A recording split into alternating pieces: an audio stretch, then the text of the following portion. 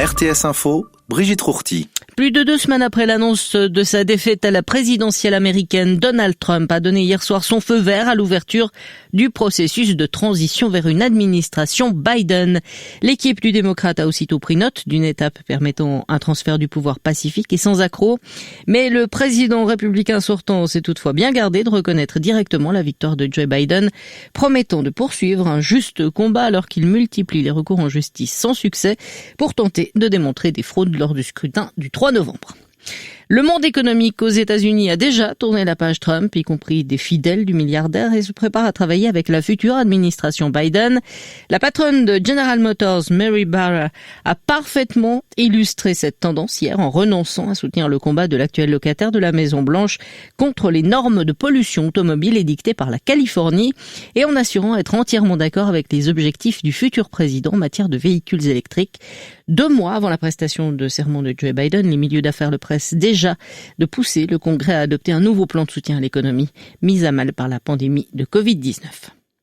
Plus de 3 millions de personnes sont passées par les aéroports américains au cours du week-end, en dépit des appels des autorités sanitaires à ne pas voyager pour Thanksgiving du fait de l'épidémie de coronavirus, la plus forte affluence aérienne depuis les mesures de confinement instaurées en mars dernier. Le nombre de nouvelles infections recensées quotidiennement ne cesse de croître, avec une moyenne record de 168 000 cas par jour.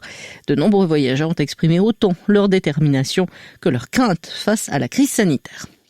Faux départ au procès inédit de Nicolas Sarkozy pour corruption dans l'affaire dite des écoutes. Le tribunal a suspendu hier l'audience jusqu'à jeudi, le temps de réaliser une expertise médicale d'un des 3 prévenus, l'ex-haut magistrat Gilbert Azibert.